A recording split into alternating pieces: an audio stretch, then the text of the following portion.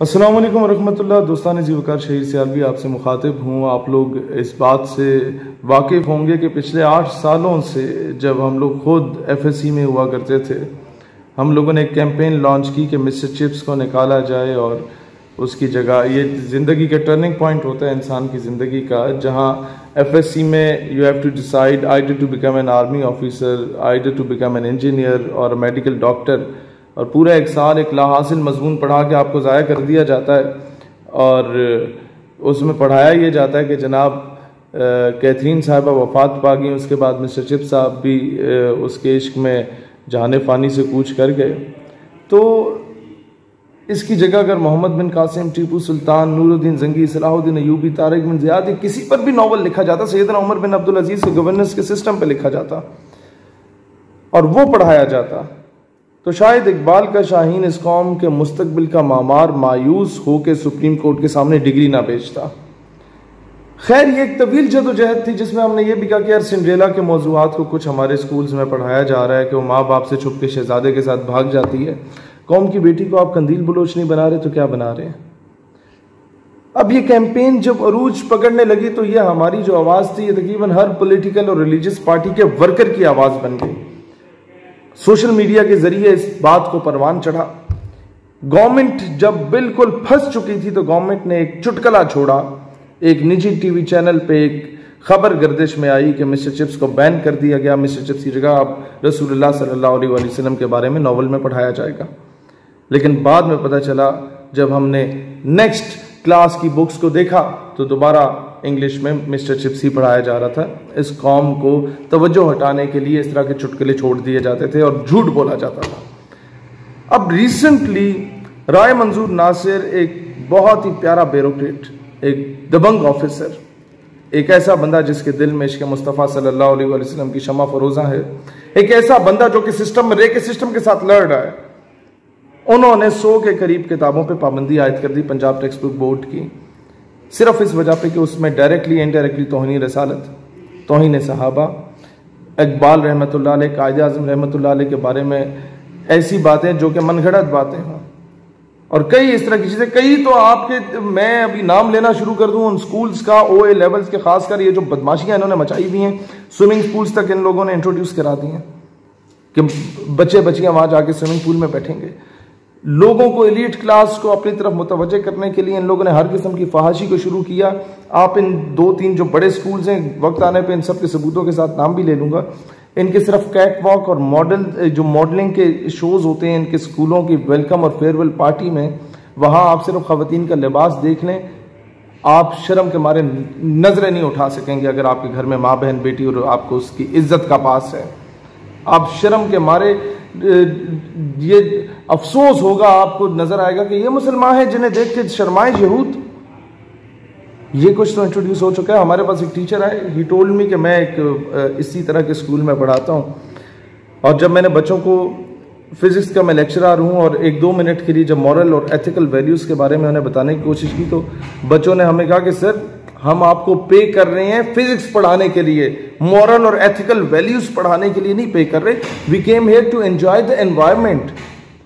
یہ بات کی جاتی ہے. اور on the very next day والدین آتے ہیں 2-3 بچوں کے، اور وہ آ کے یہ کہتے ہیں کہ آپ نے ہمارے بچوں کو مورل اور ایتھیکل ویلیوز کے بارے میں بتایا ہے، ہمارا بچہ بڑا سٹریس فیل کر رہا ہے. اور ہوتا کیا ہے، رائے منظور ناصر صاحب جنہوں نے یہ سارا کام کیا، اس طرح کی بکس پہ پابندی لگائی، ابھی تو بڑے مافیاز کو للکارنا رہتا تھا، لیکن انہیں ڈر ہو گیا کہ جناب یہ ابھی کتابوں پہ پابندی لگا رہے ہیں. ایسے ہی ایک سکول تھا جس نے کئی سالوں تک کیسز تک بھگتے لیکن اپنی ہٹھرمی پہ قائم رہا. پاکستان کے نقشے میں کشمیر اور گلگت بلتستان کے نقشے کو انکلوڈ نہیں کیا تھا ان لوگوں نے اپنی سوشل سٹڈیز اور پاکستان سٹڈیز کی کتابوں میں. کیسز ہوئے، کتابیں اٹھائی گئیں، لیکن ہٹ دھرمی پہ وہ لوگ قائم رہے. اب بھی جا کے کچھ حد تک ان لوگوں نے وہ نقشہ انکلوڈ کرنا شروع کیا. کئی اسکولوں میں پروجیکٹ ملتے ہیں بچوں کو کہ آپ نے کل بھگوان بن کے آنا ہے، کل آپ نے چھوٹا بھیم بن کے آنا ہے. اب اس طرف جا ہی رہے تھے یہ لوگ کہ اس سسٹم کو جا کے للکارا جائے جو ہمارے بچوں کے مستقبل کو تباہ کر رہا ہے. اس سے پہلے ہی رائے منظور ناصر کو اس کے عہدے سے فارغ کر دیا گیا.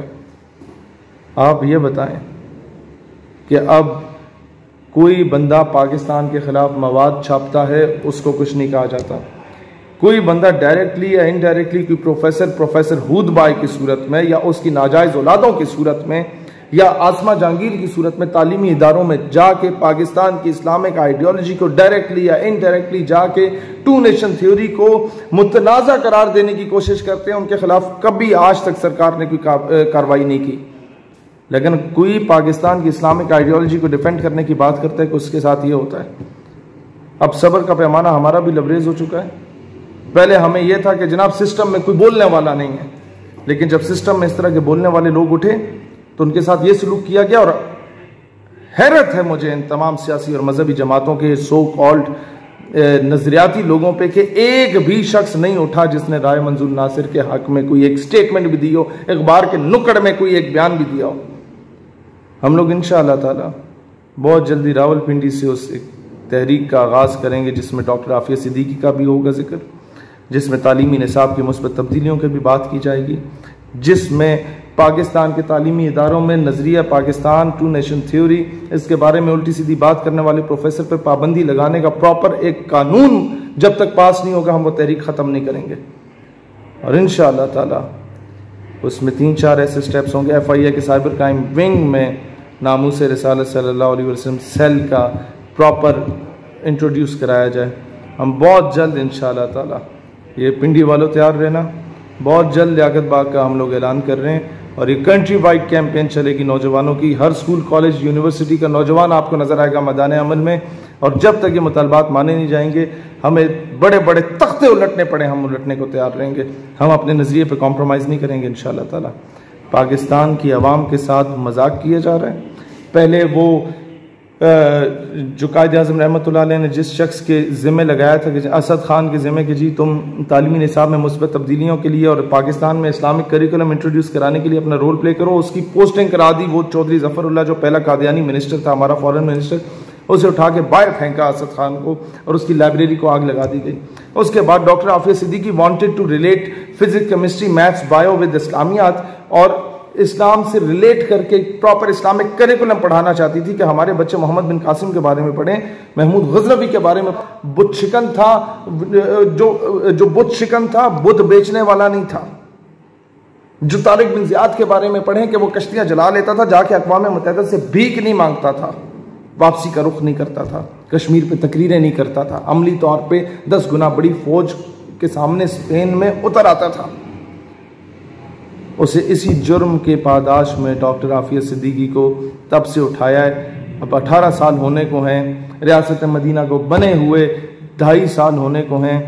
ڈاکٹر عافیہ کے نام پہ سیاست کرنے والے آج خاموش بیٹھے ہیں.